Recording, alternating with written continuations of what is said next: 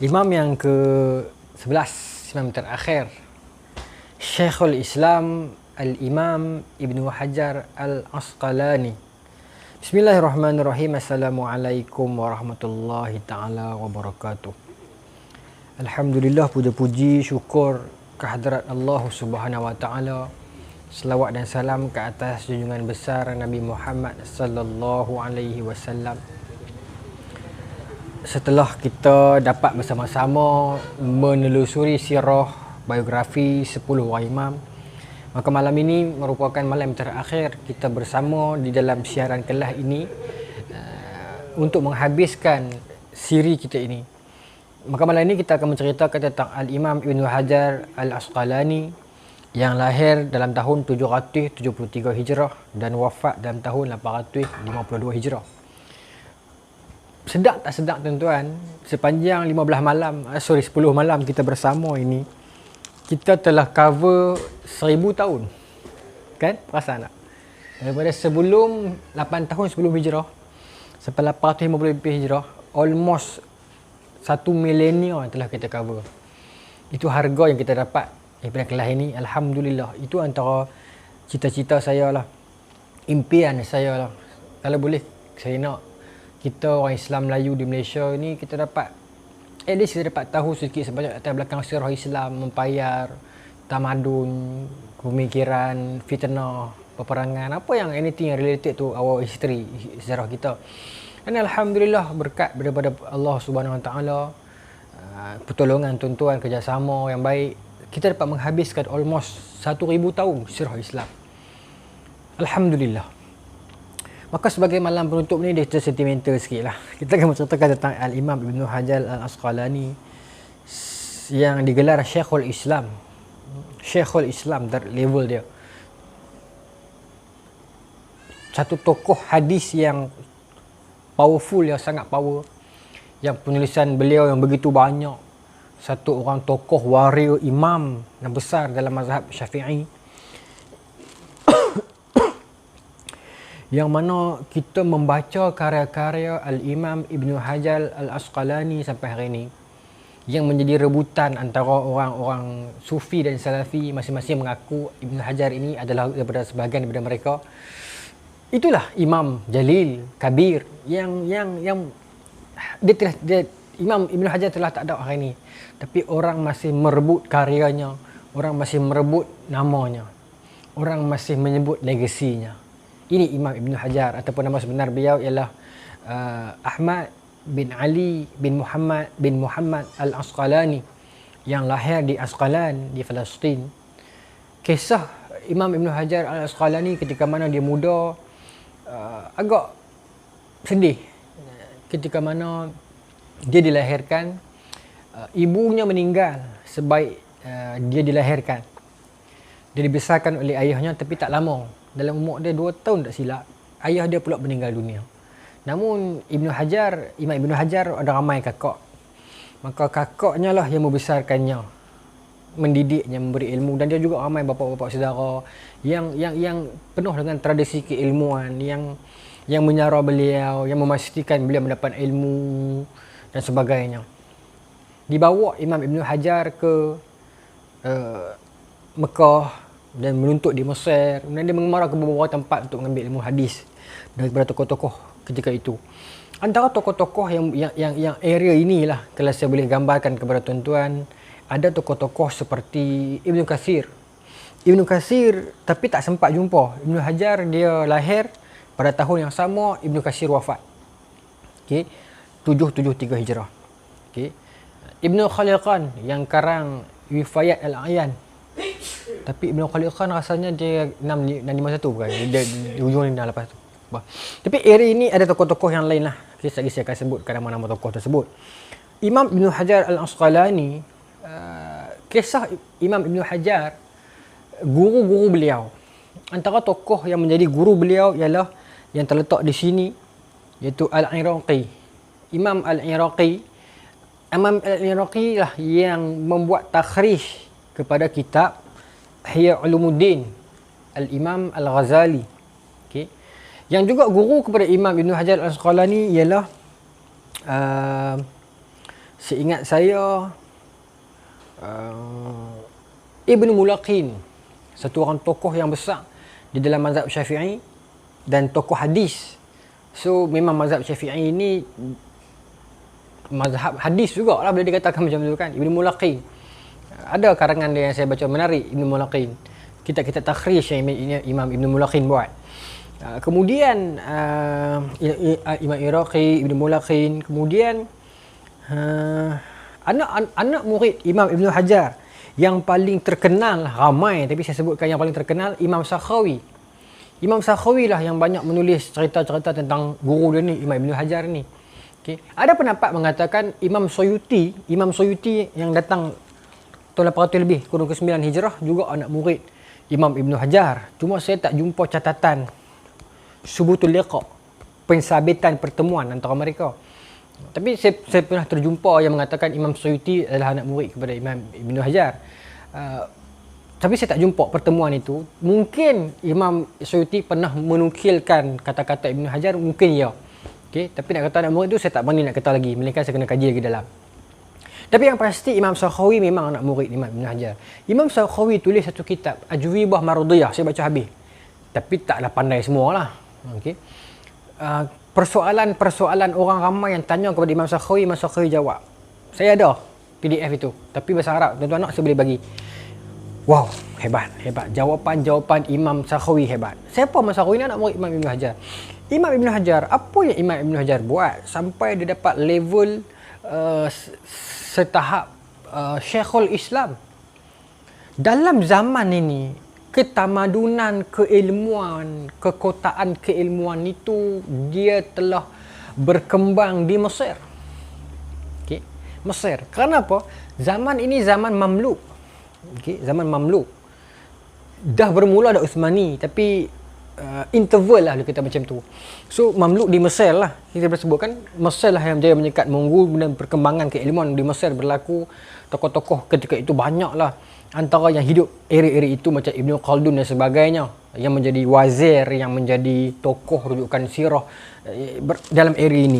Ini semua legasi yang dilahirkan selepas zaman pemutihan oleh Imam Zahabi. Imam Ibnu Hajar saya sebut semalam, dia sangat mencintai dan mengidolakan Imam Zahabi.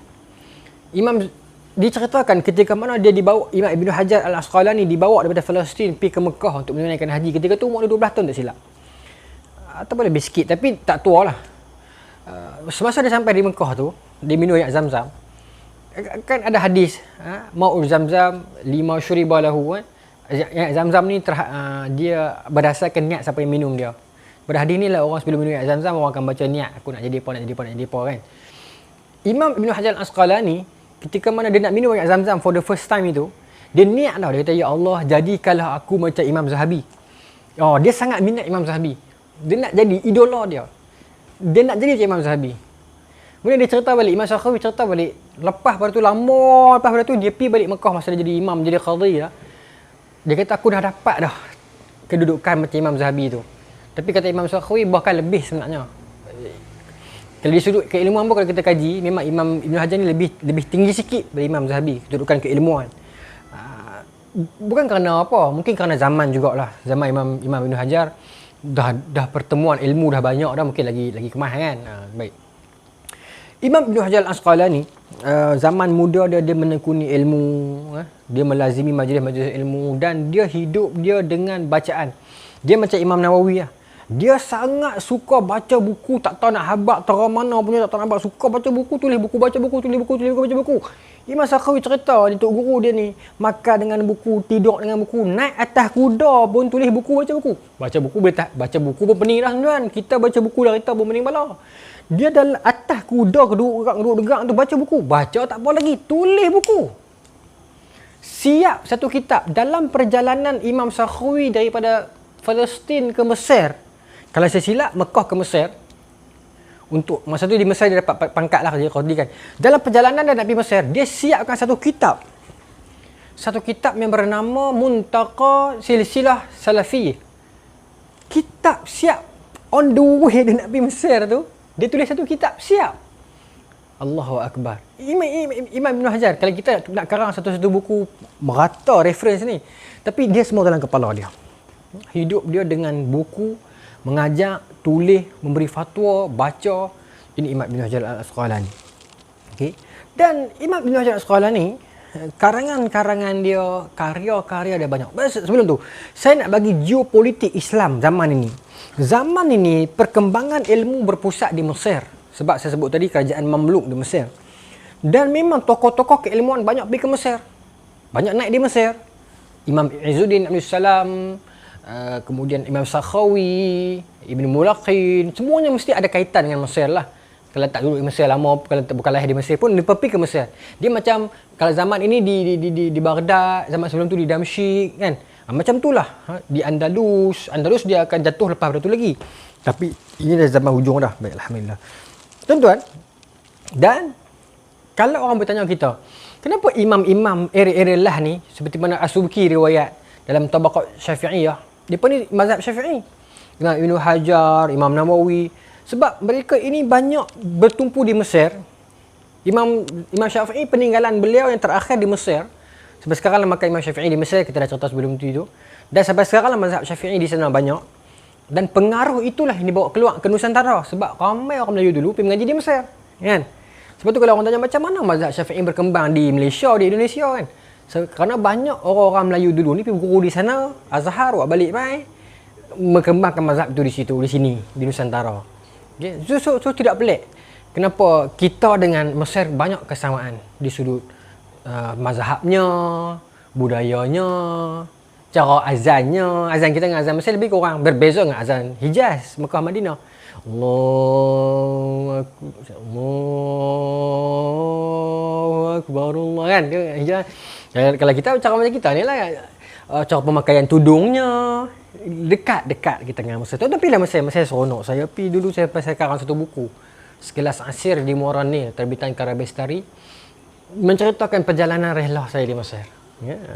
Dia agak kritikal buku tu, tapi apa yang belum dapatkan boleh dapatkan. Masih ada di kedai-kedai. Saya sendiri tak jual lah, pasal saya tulis. Tapi kedai-kedai ada, insya-Allah. Kulit warna merah. Nanti minta cameraman tolong masukkan buku tu, insya-Allah. Karya Bestari terbitan. Buku tu lebih kritikal lah, masuk karya barat dan sebagainya. Baik. Maka Imam Ibn Hajar Al-Asqalani, apa lagi saya nak kongsi pasal dia? Karangan-karangan dia tu. Bila mana saya katakan Imam Ibn Hajar Al-Asqalani, dia sangat meminati Imam Zahabi. Memang tradisi ulama begitu. Imam Zahabi, dia karang Mizan I'tidal. Okay. Maka Imam Ibn Hajar yang datang kemudian, dia menyambung usaha itu. Dia karang kitab Lisanul Mizan. Lisanul Mizan. Nampak? Dia ada terkaitan antara kitab dengan kitab. Dia tidak ada pemutus. Dia ada kesinambungan. Okay. Baik. Macam saya kata, Imam Syafi'i karang Imam Ghazali sambung Al-Wajiz, Al-Basit, kemudian Badrul Munir, Ibn Mulaqin lah. Kemudian Imam Rifa'i. Okay. Kemudian datang Imam Ibn Hajar, sambung lagi kitab tu, buat Talkhisul Habir fi Takhrijil Rifa'i Al-Kabir. Saya kaji khusus manhaj Imam Ibn Hajar Al-Asqalani dalam kitab Talkhisul Habir, dalam menghuraikan hadis-hadis oleh Imam Rifa'i ketika mana mensyarahkan buku Al-Wajiz oleh Imam Ghazali. Imam Ghazali ketika mana menghuraikan buku oleh Imam Syafi'i. Nampak? Tradisi ilmu itu berlangsung dalam mazhab Syafi'i. Mazhab lain pun begitu juga. Cuma bila kita mazhab Syafi'i, saya ceritakan mazhab kita lah. Okay? Berlangsung. Berbayangkan, permulaan dibuat oleh Imam Syafi'i di sini, berkembang Al-Basit, Al-Wajiz oleh Imam Ghazali, kemudian ada kitab macam Minhajut Talibin, Minhaj, okay, kemudian ada Al-Fatah, kemudian ada Badrul Munir, Ibn Mulaqin, kemudian ada kitab yang saya kata sebut tadi tu oleh Al-Aziz oleh Rifa'i, kemudian Talkhisul Habir oleh Ibn Hajar.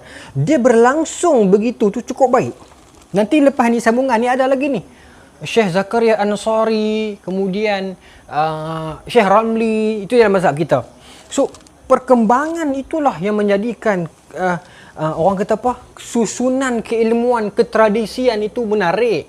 Sebab itulah para asatizah, para ustaz ulama yang mengajak kita kata ikut flow by flow. Kita yang datang kemudian, kita mungkin tak mampu memahami kandungan al-um. Meskipun kalau kita pandai Arab sekalipun, tetapi bahasa laras yang begitu hebat oleh Imam Syafi'i mungkin tak terjampai di akal oleh kita. Kalau kita pandai bahasa sekalipun, mungkin suasana, budaya, polemik zaman itu menyebabkan kita yang datang pada tahun 1400 Hijrah ni kita tak pun nak clear. Sebab itulah para imam ini menyusun semula. Namun malangnya, tradisi kesinambungan kitab itu tidak berlaku hari ini. Dia terhenti di zaman Syekh Ramli, ya. Lepas tu dah tak berlaku dah hari ni. Masing-masing ulama buat kitab sendiri dah. Dia tak kemas. Tak adalah juga Syekh Wabah Zuhaili, ya. Ada, bukan saya nak kata tak ada langsung, tapi ketradisian kesinambungan kitab itu dia tidak berlangsung dah. Itu yang menyebabkan hari ini fitnah, kekacauan. Orang pun dah tak bercintakan ilmu macam tradisi dulu ni. Yang tu yang menyedihkan kita. Sedangkan keilmuan itu ibarat rantaian yang disambung-sambung yang hanya akan berhenti sehingga hari kiamat. Sepatutnya begitulah. Namun rantaian itu telah terhenti di saat zaman-zaman macam Ibnu Hajar, Syekh Ramli, Syekh Zakaria Ansari dan sebagainya. Itu yang agak menyedihkan kita. Jadi saya sarankan dalam ni ada pelajar-pelajar Al-Azhar pun ada dalam ni. Tuan-tuan lagi pandai bahasa Arab. Tuan-tuan cuba ambil satu kitab-kitab mazhab masing-masing lah. Buat huraian ke, syarahan ke, ataupun talkhis, ataupun orang panggil apa, talkhis lah, talkhis, ataupun kita panggil kita takhrij ke, orang kata apa, khidmat kepada tuan guru.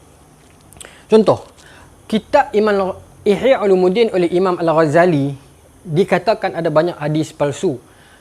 Dikatakan. Memang ada lah, okey. Bukan semua lah, tapi Al-Iraqi tak kutuk Imam Al-Ghazali. Apa yang dia buat? Dia ambil kitab Ihya Ulumuddin, hadis-hadis yang ada dalam Ihya, dia buat takhrij. Maksudnya dia letakkan status satu. Kalau palsu sebab apa, kalau sahih sebab apa. Okey.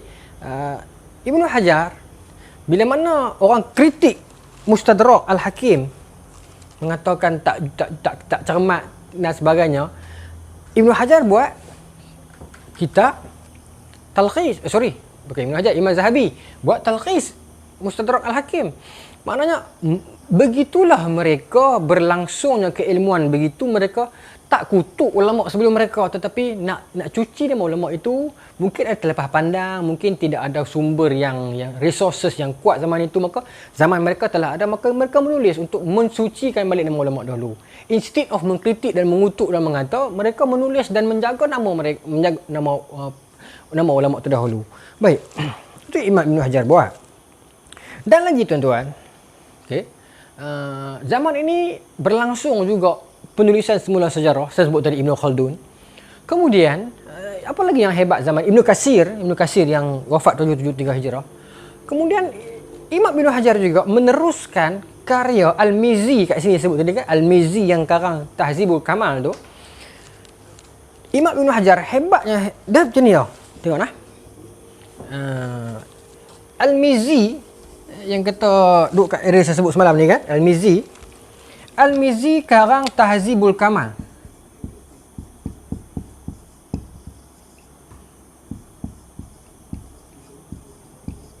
Al-Mizzi. Nama-nama para perawi hadis, para ulama semua besar banyak.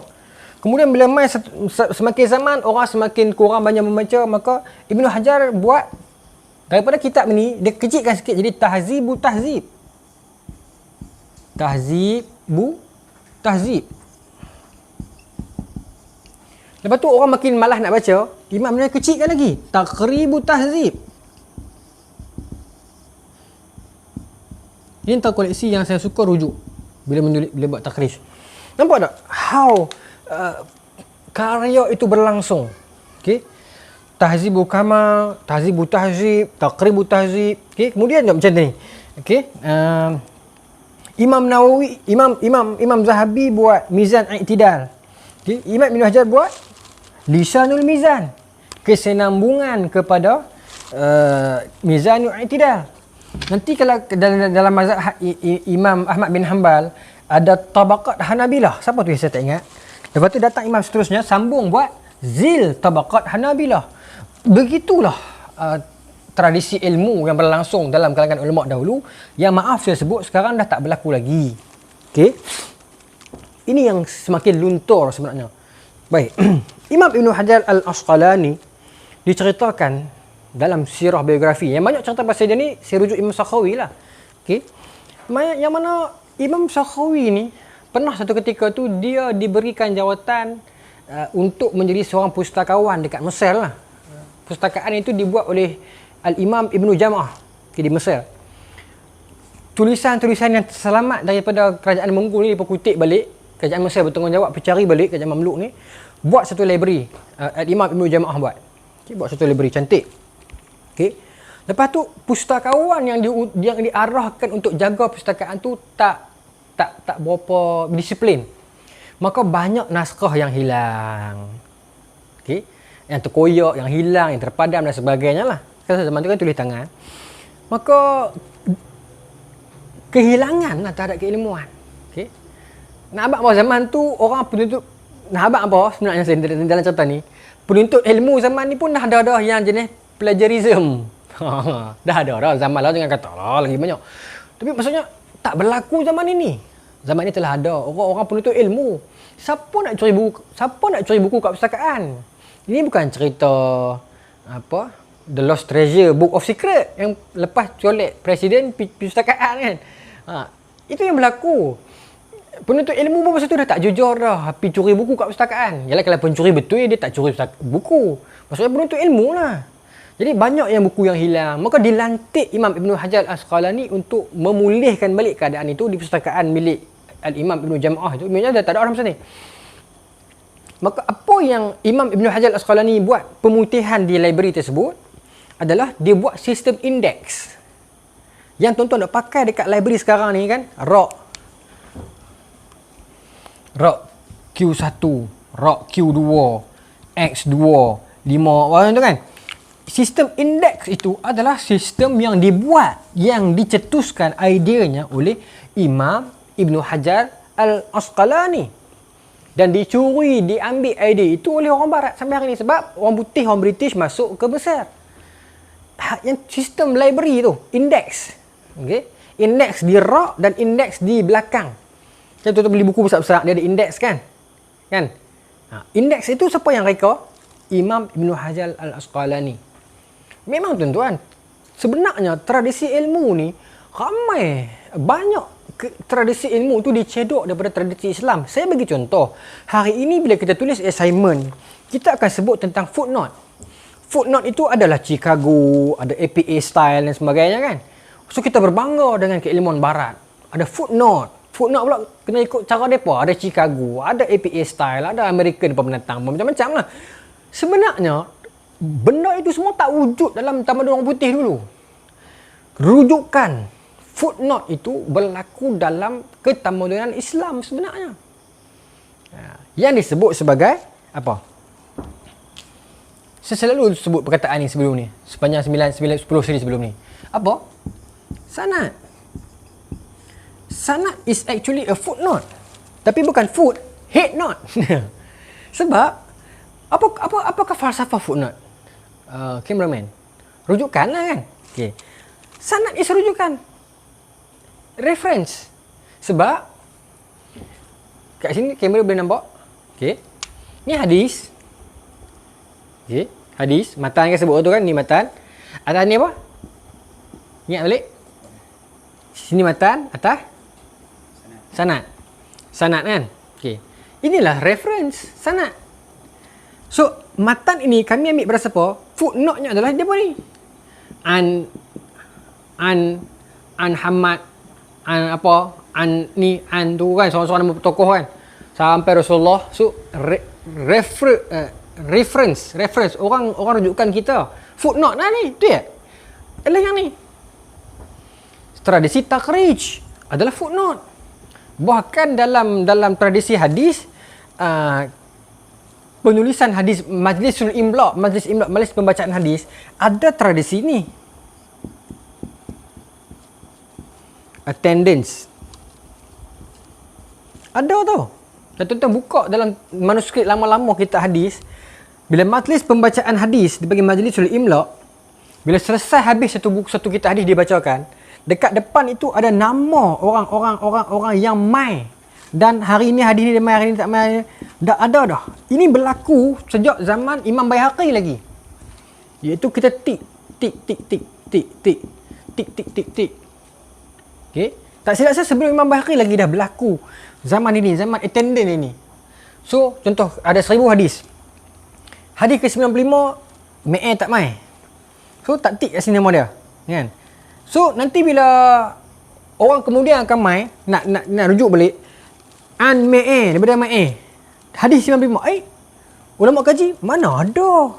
Hari 95 ni dia tak mai lah. So berlaku pendustaan kat situ. So sistem ini Islam dah buat dah. Tapi orang putih yang kembangkan, maka jadi macam nampak depa lah memasyurkan ilmu. Kita memandang kepada depa, sedangkan semua tu sistem kita. Barat kan zaman gelap. Mana ada tradisi ni semua. Kita yang buat. Bahkan saya pernah sebut dah sebelum ni. Dulu orang stuck dekat number tau. Number bermula dengan 1 sampai 9. Orang stuck. Islam yang datang. Islam datang tak payah buat apa pun. Buat yang ni lah. Apa Islam buat? Buat ini lah. Buat kosong. Dengan adanya kosong, sifir yang Islam kenalkan, maka Islam menyambung lagi ada negatif 1, negatif 2, negatif 3. Betul, Islam tambah lagi 1.1, 1.2. Titik perpuluhan decimal point adalah di-invent by Islamic scholars. Itu facts. Al-Khwarizmi. Begitu juga perkataan sifir. Okay. Betul, begitu juga trigonometri. Itu Islam yang buat. Okay, orang Islam buat. Bahkan teknologi kimia dalam penghasilan minyak yang paling wangi dibuat oleh ulama-ulama di Algeria. Namun dicuri itu semua oleh tentera Perancis ketika mana serangan Napoleon. Okey, itu yang menyebabkan hari ini kalau orang tanya minyak wangi paling mahal buatan negara mana? France. Bukan kita nak overclaim. Orang putih punya sekolah tulis macam tu. Bukan kita saja kata. Pensyarah universiti di negara orang putih yang jujur dengan ilmu mengatakan demikian. Okey, baik. Kembali kepada Al-Imam Ibn Hajar Al-Asqalani. Pada ini, itu tradisinya. Imam Ibn Hajar selain dia buat indeks, okay, dia ditawarkan jawatan qadhi oleh Khalifah Mamluk masa ni. Okay.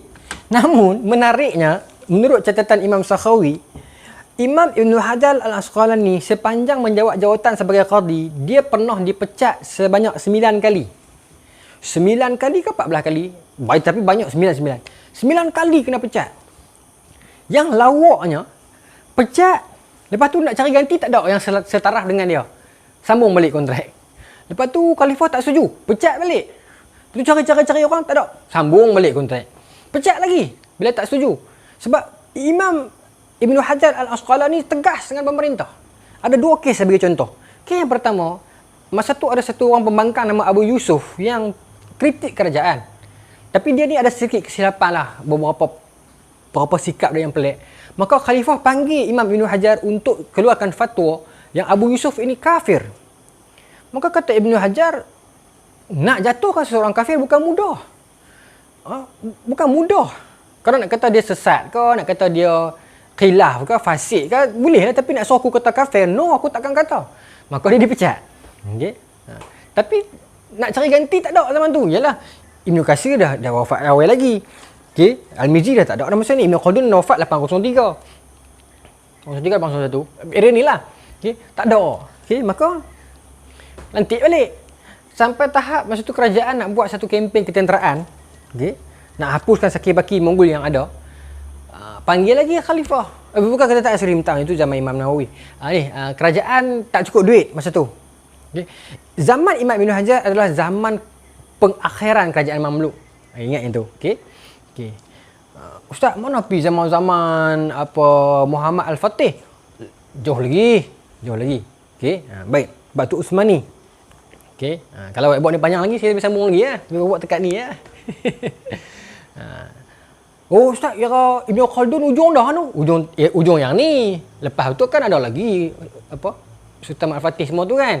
Okay, baik. Tu baru main zaman-zaman Syekh Samsuddin Al-Wali dan sebagainya. Ke depan lagi. Okay. Tuan-tuan, saya sambung. Kat mana tadi? Kerajaan Mamluk maksudnya dia di hujung dah. Masing-masing dah mula gila duit. Bukan seperti zaman Malikul Muzaffar Saifuddin Al-Qutus, bukan seperti beliau. Ni dah anak cucu beliau yang dah maula rasuah, duit, gila perempuan sebagainya, maka tak cukup duit kerajaan. Maka panggil lagi Imam Ibn Hajar Al-Asqalani untuk keluarkan fatwa kadar zakat kena ada ekstra tambah. Imam Ibn Hajar kata mana boleh. Oh, suka-suka hati nak tambah kan. Kena ikut nasab, kena ikut haul, berapa harga makanan setempat kan, macam gandum, berat dan semua tu. Macam kita banyak fiqh lah. Mana boleh suka-suka hati nak naik harga zakat. Zakat kena ikut makanan asasi punya harga. Maka tak boleh. Dipecat lagi. Dilantik. Lepas tu cari-cari orang tokoh ni tak ada. Apa yang saya nak abang kat sini? Ulama tak ramai dah zaman ni. Yang ni masa zaman ni penuh ni. Kan? Zaman ni kan sesuatu tu berapa ramai kat sini. Kan? Lantik balik. Nampak? Ulama makin berkurang. Okey. Inna Allah la yaqbidul ilma intiza'an yantazi'ahu min nas. Okay. Walakin yaqbidul ilma biqabdil ulama. Hatta idza lam yutrak alima ittakhazanna suru'usan juhala. Fasu'ilu fa'aftau bi ghairil ilm fadallu wa adall. Kata Nabi, Allah Ta'ala akan mematikan ilmu. Ataupun Allah Ta'ala akan mengangkat ilmu dengan cara biqabdil ulama. Dengan mematikan para ulama. Hatta sehingga kan manusia tak jumpa dah mana orang alim, susah jumpa. Ittakhazanna syuru'usan juhala. Maka pada ketika itu mereka akan mengikut kepala-kepala yang bodoh ni. Fasu'ilu, ketika mana kepala-kepala yang bodoh ini disoal, fa'aftau, terus mereka memberi fatwa bi ghairi ilm, tanpa ilmu. Fadal, mereka itu sesat, wa adal, dan menyesatkan. Dah kurang ulama zaman ini. Bukan kita tak ada, kurang. Baik. Maka Ibnu Hajar Al-Asqalani, mengapa menyebabkan lagi beliau disebut sebagai Syekhul Islam? He is one of orang yang mensyarahkan Sahih Bukhari, bukan kata among the best. Saya berani kata the best, bukan among the best, tapi the best. Apa syarah Sahih Bukhari yang paling terkenal? Dia ada dua, satu Umdatul Qari, satu lagi syarah kepada Sahih Bukhari. Saya sebut Fathu ya. Sambung. Fathul. Sebagai huruf B. Kitab Fathul Ba. Fathul Ba. Ada pula sebagai satu huruf dia. Fathul Bari. Terkenal lagi tak tu kan? Kitab Fathul Bari besar ingat kan? Nama ulama muda UMNO dulu, Dr. Fathul Bari kan? Kitab Fathul Bari ni adalah syarah Fathul Bari, syarah Sahih Bukhari. Kitab ni siapa tulis? Imam Ibn Hajar Al-Asqalani yang berada pada kurun ke-9 Hijrah. Dia mensyarahkan kitab yang ditulis pada kurun ke-3 Hijrah. Nampak tak tradisi ilmu macam mana?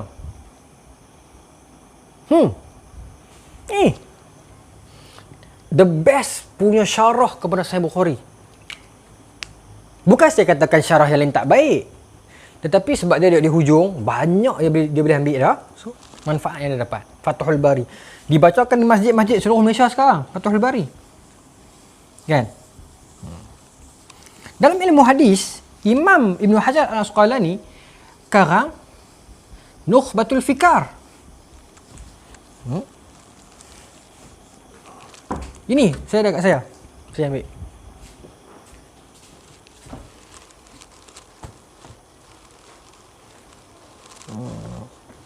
Nukhbatul Fikar.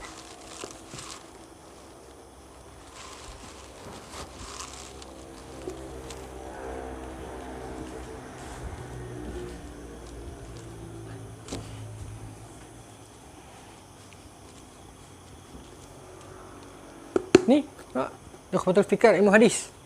Tengok. Ibnu Hajar Al-Asqalani lahir kat sini 772, 773 mungkin dari situ lah. Itu sebab perbezaan bulan.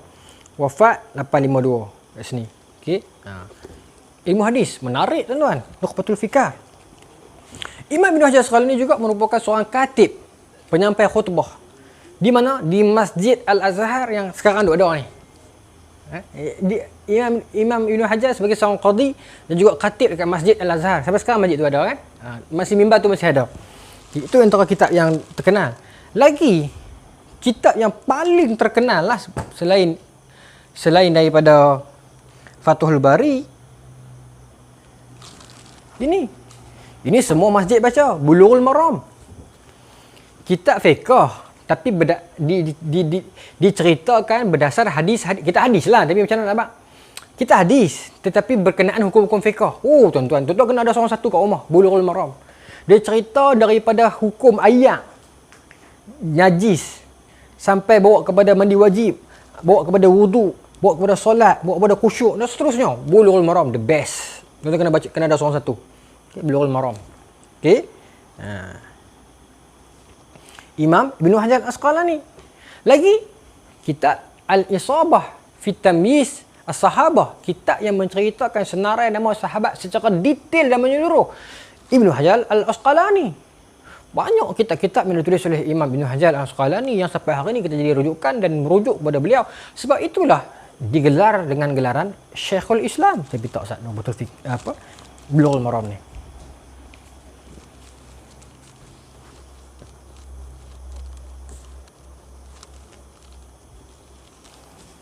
Okay. Maka tokoh-tokoh semisal Ibn Hajar Al-Asqalani ini antara legasi besar dalam Islam yang saya bila main episod lah ni saya jadi sedih, saya jadi macam korang mood, korang nada selalu bila saya mengenangkan, aku tanya Najib yang duduk record saya selama 11 malam ni. Di penghujung-penghujung ni saya rasa sedih sebab saya fikir, alamak tak banyak lah nak share, tak banyak dah lah sebab korang dah cerita dia berbanding dengan sebelum-sebelum ni. Perbincangan antara ilmu falsafah Mu'tazilah masuk Saljuk Fatimiyah lah, Hasyashi lah, banyak. Tapi di penghujung ini kurang dah. Bukan nak kata kurangnya berlaku benda, satu kurang lah. Yang kedua kurangnya ulama, kurangnya peristiwa. Tapi yang menyedihkan kurangnya penulisan. Okey, Ibn Hajar banyak lah, tapi maksudnya takkan harapkan dia seorang. Ibn Khaldun. Okey, siapa lagi? Ibn Katsir lagi. Tak jadi kurang. Jadi saya pun duk cari-cari nak tunjukkan, nak cerita kat tuan-tuan. Tak banyak dah. Tu yang saya sentimental sikit tu. Tapi tradisi tu tak berhenti. Sebab selepas habis Ibn Hajar Al-Asqalani, datang Imam Suyuti yang karang Tadribur Rawi. Tadrib Ar-Rawi fi syarhi Taqrib An-Nawawi. Kitab Taqrib An-Nawawi disyarahkan dalam Tadrib Ar-Rawi oleh Imam Suyuti yang datang kemudian lepas pada tu. Tradisi tu tak habis, tetapi semakin lama semakin susut dan akhirnya tidak ada lagi. Hari ini tuan-tuan kita Syahid Dr. Syekh Ramadan Al-Buti dah tak ada meninggalkan kita. Profesor Dr. Syekh Dr. Wahbah Zuhairi pun dah tak ada meninggalkan kita. Kita cuma tinggal Dr. Yusuf Al-Qaradawi dengan 3-4 orang tokoh yang lain yang sedih lah tuan-tuan bila kita kenang yang tu kan. Semakin benar kata-kata sabda Nabi SAW itu yang ilmu akan diangkat dengan matinya para ulama. Yang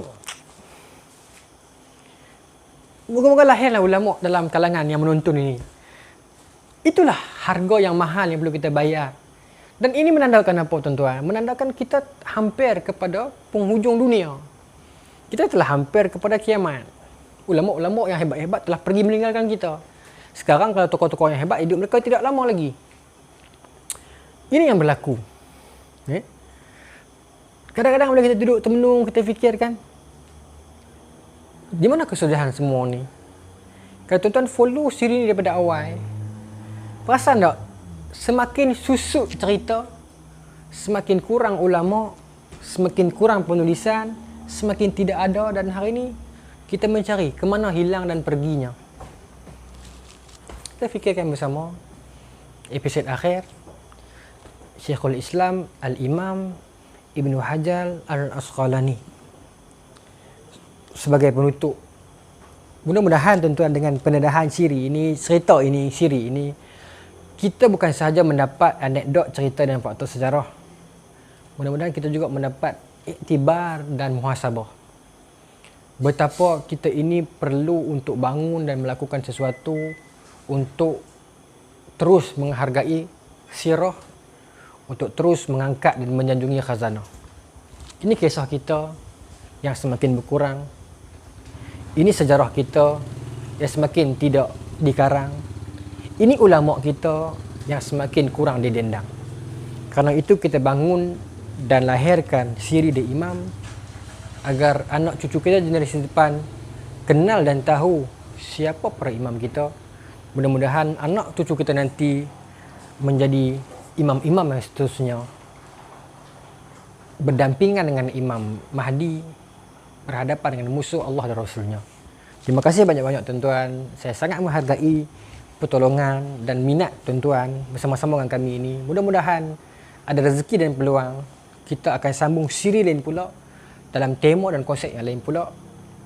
Pengajian yang kritikal dan serius dengan sifat yang neutral dan tidak ekstrim, yang boleh berbeza tanpa memaki hamun. InsyaAllah mudah-mudahan kita menjadi pelopornya agar ketamadunan, kedisiplinan ilmu ini berkembang. Kita nak bawa, nak jadi contoh talibul ilm, penuntut ilmu yang jujur, yang tidak ekstrim, yang benar dengan ilmu mereka. Terima kasih banyak-banyak. Terima kasih semua yang terlibat, daripada ahli keluarga saya, kameraman, AJK yang terlibat, para sahabat, para guru, ustaz-ustaz dalam ni, panel-panel yang tolong tegur saya kalau ada kesilapan, tuan-tuan para penyumbang beasiswa terhadap sahabat-sahabat, adik-adik kita student dalam ni, semualah keluarga kita. Terima kasih banyak-banyak. Semoga ukhuwah ni kekal dan mudah-mudahan kita menjadi satu soft dan rantingan yang kuat, menjadi tunjang agar ditanam semula menjadi benih yang kuat, menumbuhkan pohon-pohon sejarah masa depan, memayungi kisah-kisah cerita anak-anak akhir zaman. Assalamualaikum warahmatullahi wabarakatuh. The Imam melabuhkan tirainya. Assalamualaikum. Dakwahku percaturan, dakwahku bak pelaburan. Moga esok nanti bila ia matang berbuah sebelum sangka kala datang.